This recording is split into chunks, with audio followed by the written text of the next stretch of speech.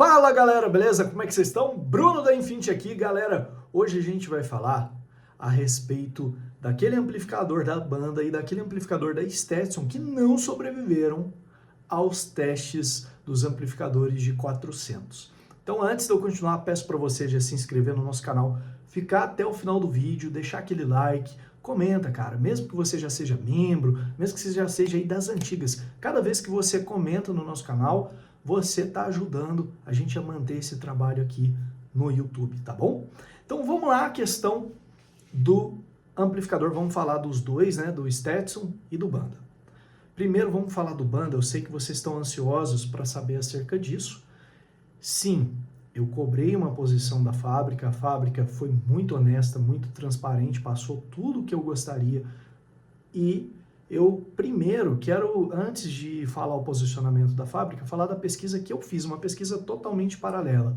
Eu pesquisei no Instagram, eu pesquisei em fóruns, pesquisei em tudo que vocês podem imaginar, procurando se aquele amplificador em específico apresenta esse problema de forma recorrente. E para minha surpresa, eu até tive relatos de outros amplificadores de outras marcas que não tem nada a ver, que tem sim esse problema de, entre aspas, pegar fogo. E com relação ao Banda, o BD400 ali, não localizei, não teve relatos nesse sentido, tá bom? Então, isso me levou a crer de forma segura, de forma tranquila, que a princípio se tratou de um caso isolado. Ah, Bruno, você está defendendo a marca? Você está falando isso? Não, galera. É que eu não posso ser leviano, eu não posso ser também aqui covarde em instrumentalizar o meu canal para tentar destruir ou denegrir uma marca. Se a marca estiver de fato pisando na bola, a gente cobra, mas se algo acontece e não é culpa, não é maldade da marca, aquilo, né? A gente também não está aqui para destruir ninguém. Deixo bem claro isso. Então vamos lá. Com relação ao posicionamento da marca. Bom, o produto chegou lá em um estado que não deu para concluir a origem específica do problema, porém algumas hipóteses foram levantadas e a gente vai conversar sobre essas hipóteses. E deu para identificar basicamente o início ali, o local onde se iniciou o fogo, né? Se iniciou o curto naquele amplificador, que foi na fonte interna dele. Bruno, como assim amplificador tem fonte? Sim, é o estágio de elevação de tensão, né? Ele eleva a tensão para depois jogar aquela tensão para ser modulada e o amplificador performar com potência. Então, nesse estágio da fonte interna do amplificador, ocorreu ali um curto e o amplificador colapsou por não ter fusível também na entrada, ok? Eu não instalei um fusível. Isso aí, o próprio fabricante avisa ali que tem que instalar, que aquele amplificador não tem fusível interno. Então, assim, foi uma coisa que, como era só para fazer um teste ali de potência, depois um teste de sonoridade, eu, a princípio, prefiro sem fusível para fazer o teste, porque às vezes queima o fusível durante o teste também. Então, por isso que eu não coloquei, não foi no sentido de, eu vou deixar sem fusível aqui porque o módulo vai pegar... Não tinha nem como eu imaginar isso, gente, sendo bem sincero, pelo amor de Deus. Mas aí o que acontece? Quando a gente sujeita o amplificador a um teste de potência, nós temos o seguinte cenário, ele está mandando toda a capacidade de corrente de saída ali em uma resistência fixa. Bruno, o alto-falante não tem resistência fixa? Não. O alto-falante ele tem uma curva de impedância. Já viram uns reviews que eu faço aqui e eu passo aquele DATS, aquele software, nos alto-falantes? Aí aparece aquele desenhinho assim, ó, que parece uma barriga, né? Aquilo ali é a curva de impedância. A curva de impedância significa que na maior parte das frequências que o alto-falante reproduz, a impedância não está no valor da impedância nominal. Vamos imaginar aqui um alto-falante de 4 ohms. Na maior parte do tempo, a impedância está em 8, está em 6, está em 12, está em 16 ohms. Apenas numa frequência específica, num range bem estreitinho, é que está lá o ponto mínimo da curva de impedância, e aquela é a impedância nominal. Ou seja, quanto maior a impedância, menos corrente drena-se do amplificador. Quanto mais baixa a impedância, mais corrente drena-se do amplificador. E outra questão também no teste de potência, o sinal é uma senoide contínua. Na música do dia a dia, a música tem uma dinâmica, ela tem uma variação. Então, a música jamais se assemelhará ou exigirá de um amplificador, né, um amplificador com alto-falante na saída, né, jamais exigirá tanta corrente da saída dele como um teste de potência que fazemos aqui. Por que eu estou explicando tudo isso?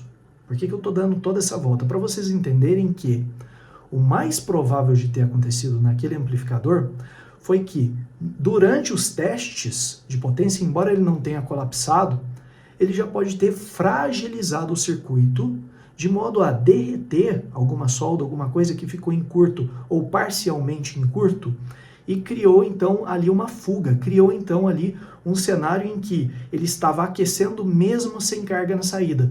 Então ele foi acumulando caloria, acumulando, que ficou bastante tempo ligado ali na mesa, até que chegou um ponto, a fonte fechou o curto de vez, como não tinha fusível na entrada, o que aconteceu? Pegou fogo.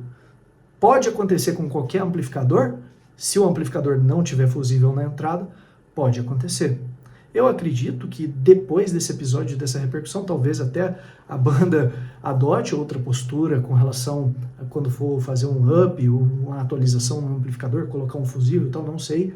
Pode ser que sim, pode ser que não, mas isso fica a critério deles. A questão é que, quando nós temos a informação ali de que o amplificador não possui fusível interno, é obrigação nossa colocar ali um fusível, né, seguir as instruções para evitar qualquer tipo de problema dessa natureza.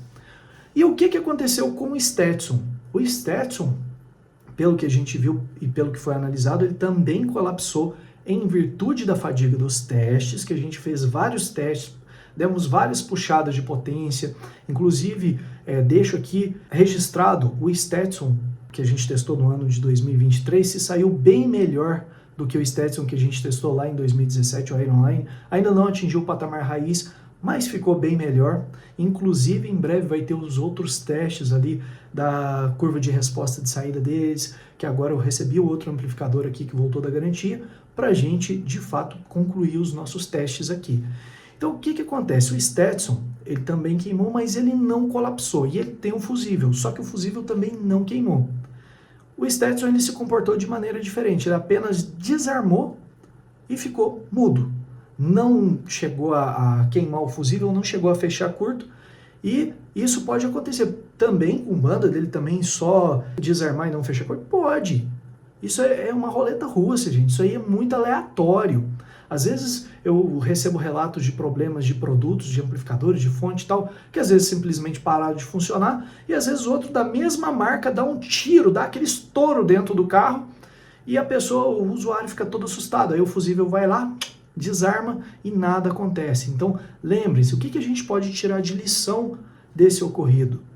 A gente tem que tomar as precauções no sentido de fazer uma instalação segura. E, agora, a deixa aqui, devemos penalizar esses fabricantes pelo ocorrido no teste de potência? Eu, sinceramente, penso que não. Bruno, você está defendendo as fábricas? Mais uma vez, deixo bem claro, não recebo nada de nenhuma fábrica. Inclusive, quem nos financia são os membros e inscritos do canal, vocês é que nos financiam. Então, a nossa opinião vai sempre favorecer você que está aqui nos assistindo, nos acompanhando, nos apoiando. Não temos por que defender nenhuma fábrica, mas também, como eu disse anteriormente, não podemos ser irresponsáveis, levianos, maldosos. Isso jamais. Então, mediante essa situação, eu vejo que casos em que o amplificador às vezes apresenta algum problema no teste de potência são mais frequentes do que vocês imaginam. Eu testo amplificador tem muito tempo, já vi muita coisa acontecer. Não exponho tudo que às vezes dá um defeito, porque eu sei que desde o começo, né, esse é um teste muito meticuloso, é um teste que realmente você precisa de uma técnica, porque você já está ali no limite. Então, às vezes, uma puxadinha a mais que dá uma coisinha ou outra, que você pode danificar aquele componente, porque ele já está sob estresse máximo. Então, se um ou outro colapsar no teste, não é a questão da gente chegar e falar, pô, essa marca não presta, pô, essa marca... Não, não é essa a questão. E a questão do banda, Bruno, mas como assim? Você está falando, o banda pegou fogo, e se eu comprar um e pegar fogo no meu carro? Uma coisa eu garanto aqui para você, Se você comprar o amplificador banda e seguir as instruções de utilizar com o fusível junto, isso é impossível acontecer, porque fecha o curto, o fusível abre o circuito e não tem como aquele problema se delongar, como aconteceu aqui na nossa bancada de testes, só para ficar bem claro. Então, eu vejo tanto o Banda quanto o Stetson produtos que melhoraram do último teste para cá. Eu não vejo problema nenhum em você adquirir esses produtos, até porque o Banda, por exemplo, foi o único ali que é só o único modelo da marca e já cumpriu com a potência, né? Já ganhou o seu raiz a 12.6. Tem alguns pontos que, no meu ponto de vista, podem ser melhorados, como esse ponto do fusível. É um ponto que, no meu ponto de vista, pode ser melhorado. Eu não vou deixar de externar minha opinião aqui para vocês, eu estou sendo totalmente sincero. E o Stetson ele pode melhorar também na questão da potência entregue, que embora ele não tenha apresentado uma falha catastrófica, ele ainda não chegou a entregar a potência 12.6, embora tenha se aproximado bastante. Então já é uma evolução. A gente vai concluir os outros testes ali da curva de resposta do Stetson, que ficou faltando ele no gráfico lá para a gente comparar com os outros. Então tudo isso serve como aprendizado e serve também para a gente trazer um desfecho para você que nos acompanha, trazer aqui um encerramento acerca desse assunto. Então, essa é a minha opinião, mas eu não sou dono da verdade. Eu quero ouvir de você que nos acompanha, você que é inscrito, você que é membro, você que nos apoia de todo modo. Eu quero ouvir a sua opinião aqui nos comentários. Beleza? Então, eu vou ficando por aqui. Aquele abração, excelente dia para vocês, fiquem com Deus e até a próxima.